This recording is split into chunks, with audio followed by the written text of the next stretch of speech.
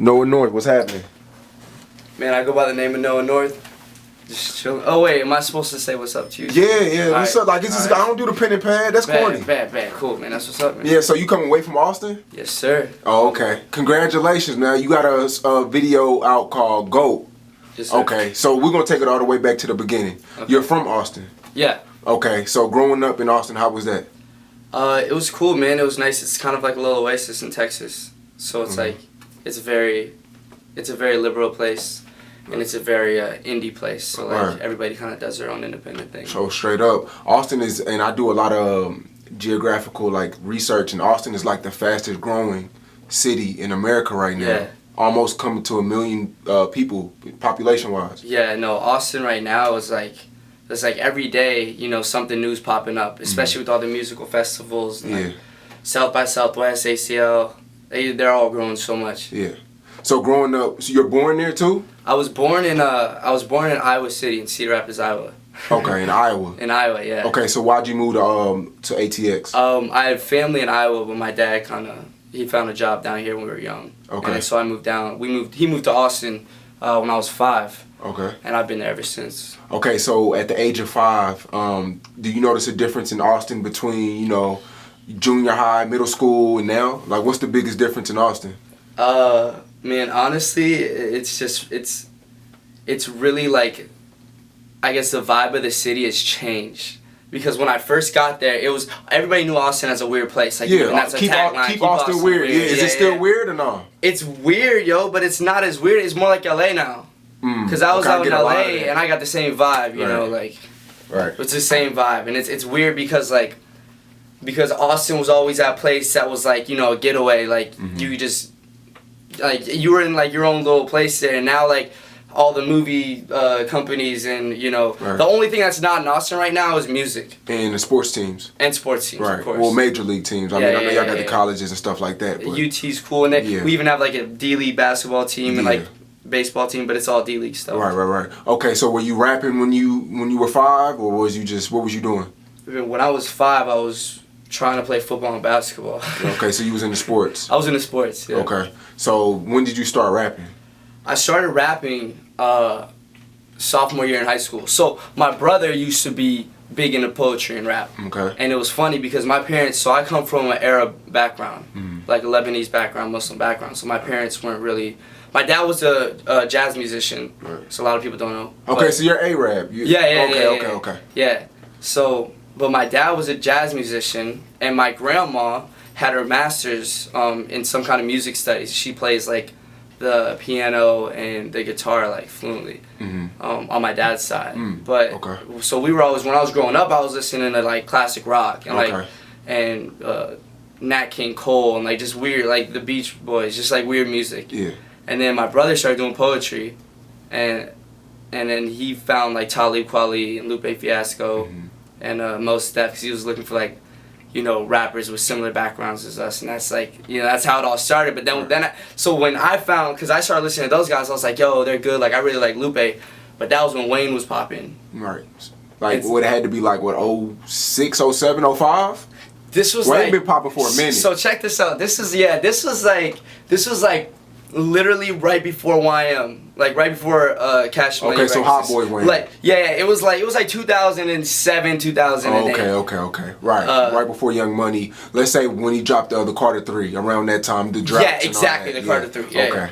And like, so that's when I was like, I was really big into Lupe because my brother, like, and Lupe Fiasco was a guy, like, from, you know what I mean? So definitely like, during the MySpace era, he was that guy. Yeah, so we were like, you know, that was like the Kick Push days, you know what I mean? So it was like the Food and Liquor days. So that's what we were on, and nobody in my school respected it because they were all on Wayne. But like, I didn't really understand music at that point, so I was always just like, that's before I was writing. This is how I got introduced. Right. Okay. So when did you start taking it? Was you taking it serious then on a consistent basis, or was you just, you know, playing around because you know? So sophomore year of high school, when I started writing, it was because we freestyle. No, I think like me and my friends used to freestyle. My brother used to freestyle, so I was just trying to beat him. Yeah. And that was my thing. So your brother was an inspiration.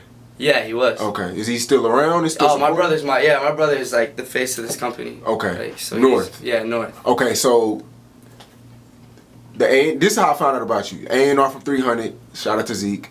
He called me. Zeke called me, and he was like, "Yo, it's a dude named Nora North. You gotta post this video. He got 1 million views in 2 months or a month." I'm like, "Nah, get out of here. I'm the biggest blogger in Texas. I would know about it." It happened quick. He was, yeah. So I'm like, I'm about to go check it out. And then I looked, and everything was official. You know what I'm saying? Like, you know what I'm saying? We even got a reaction on my Instagram and Twitter. We got a big reaction. So when you shot it, did you know it was going to do what it did or no? Man, it was weird because I always knew, like, and everybody, like, coming out of Austin, you know, people either love it or hate it. Mm-hmm. And they don't really, I mean, they'd rather look for a reason to hate it than a reason to actually mess with it. So honestly, like, I had a big growing fan base at the time, a really natural organic base, and so once it really came out and they started really noticing the hype around it, everybody just, like, all their friends started jumping on board. Then everything naturally organic started happening. Yeah. So, like, and at that point Rap Nation saw the video, and they were like, "Yo, we want to post this." Okay. And I had no clue. So when you woke up the first morning, how many views did it have? I got a funny story. Okay. So the day of my birthday is June 28th, and this was, I was working at a country club as an assistant golf pro. Mm-hmm. And I've been making music, so I didn't really get to finish that, but I've been making music since about sophomore year of high school, so maybe like 5 years. Okay. Like, we're a singer-songwriter. But that day, it was my birthday, and I was like, "Yo, man, I can't come in today, it's my birthday. Like, I'm going to Houston to turn up with friends." And they were like, "Well, if you don't come in, you're fired." And then, so they ended up firing me. Right. And, like, I'm sitting here like, damn. So I just got fired from my job. Like, I don't know what the fuck. And this was before the GOAT video dropped. This is before the GOAT. I'm sitting at home like, man, I've been sitting here trying to How long ago was this? This was a month ago. Okay, so like, this was literally right before you dropped it. The day before. Okay. So then I ended up, so I'm sitting here like kind of the whole day of my birthday just hella depressed. And the next day, like, I'm getting weird tweets from people from, like, Germany and Spain and, like, weird places. I'm like, "Yo, where are you finding my music?" Somebody sent me a screenshot of the video. And this was just like 30 minutes after Rap Nation posted. And I was like, man, this is cool because I understand Rap Nation, that's a big deal, you know, to anybody up and coming. Right. I had no clue it was going to do the numbers it's starting to do, but like. So the next day you woke up, like, did it have a lot of views or? It had probably like, in the first day, it probably had like 30,000 views. Okay. But all good reactions. Yeah. So like, I always had this mindset that if you show music to 100 people, and 99 people like it and one person hates it, imagine if you showed it to 10 million people or 100 million people. Right. The numbers, the margins might change a little bit. But. So what's changed the most since you dropped the video? Like, are people trying to get features from you or record label deals? Because the A&Rs, you know, they told me that people are trying to sign you left and right. Yeah, it's weird because it's so quick, you know? Like, so I've been in LA for the past month, and I've at this point I've met with almost anybody and everybody, and I like all of them. Like, I like every label I've met, so it's not like, you know, I'm not throwing shade on anybody, or I'm not trying to avoid any label, especially even like Zeke and Brian from 300. Yeah, they called me up, they're like, "Man, we're all over it." And I'm working on a body of music right now. That's what I've been in LA doing, really, just in different studios, like from day to night to whatever, just making music. Yeah. And that's kind of what, so even though labels are there, like, I'm really waiting to do my own thing before they see the video and they're like, okay, we can do some kind of development, but I'd rather do something like, you know, where I come out with my So Far Gone or my, you know, Trap Soul type project. One thing that I noticed when I did drop your visual, you were getting a lot of comparisons to Drake. Did you notice that? Like, have you always, been man, ever since I've been a kid. I don't know, I guess we have similar mannerisms. I'm a fan. Like, I listen to his music. I'm a big, like, Party Next Door, Drake. Like, I like all that music. But I don't think I sound like him. I mean, I play on it a lot. I even have a song called Boy from the Five, because Austin's 512. Yeah. I was like, if you guys, and it was, so there was, ironically enough, people from Austin were making diss tracks. About you? About me. So I'm like, they're all like. Because of the success? I don't know. I guess, so they see, like, you know, because once, it's hard, bro. It is hard to get a fan base in Austin. I know. You know what I'm saying? Yeah. So just being able to, like, sell out shows in Austin right now or something, like, that's. Would you say you're the first hip-hop artist to reach 1 million views in Austin? Ever? I guess. I mean, I don't remember. Yeah, I don't. That's like history for real. I know, it's crazy, like, cause we were talking about it. A year ago there was an artist from Austin that I went to high school with. Actually, it's very ironic, cause he's still one of my boys. But he released this video, and we were like, he was kind of the first guy that like we saw like do really like kind of like high budget, like good quality video, and I was like, man, we need Lamborghinis, we need Bentleys, we need mansions. We need to make some live shit. We need to make something pop, right, for the people. So we ended up making a song called Lambo Lifestyle, and this was a year ago. And like I'm throwing shade on myself saying this because it's just funny to me. Like I take this serious. It's my, job. Now that music's my job, it's cool. But still, I'll crack jokes on myself and stuff. So we made this music video called Lambo Lifestyle, right. And we put on World Star. And we had like Lamborghinis and we didn't rent any of it. And that's another thing. Like people look at me, I mean, of course I come from like humble beginnings and I'm not like some silver spoon kid or I'm not some guy who like has a bunch of random money from different places. But like a lot of everything that I have in my videos is either mine or my friends. Yeah. I've never been one to like really go out and just try to stunt for a video and then like walk home, Right. So like, but with that being said, so I had this video Lambo Lifestyle and they put it up on World Star. And it was South by Southwest 2015. And Danny from World Star, shout out to homie Danny. But yeah, so he was like, man, if y'all, I think we were hustling for tickets. Like we sold tickets, we could perform on their set or something. This is a year ago. And then so my brother especially Zach hustles a bunch of tickets. And then dude was like, all right, you guys can get a set. We were like, yo, what if you guys host our video? Mm-hmm. So they host a video and and they put Arab rapper in the parentheses.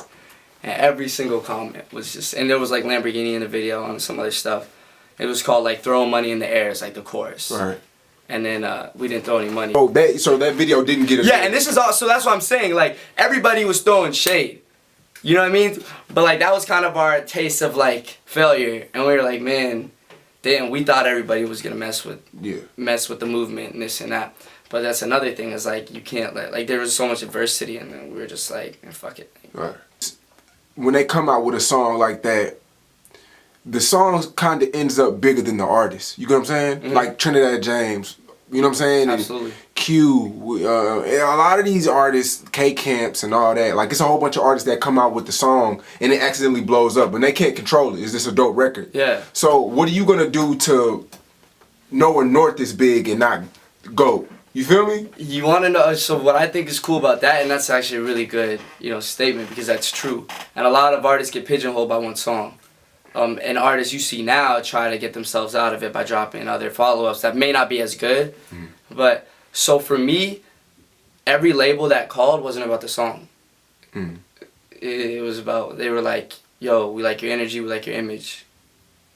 And we like your company. Yeah.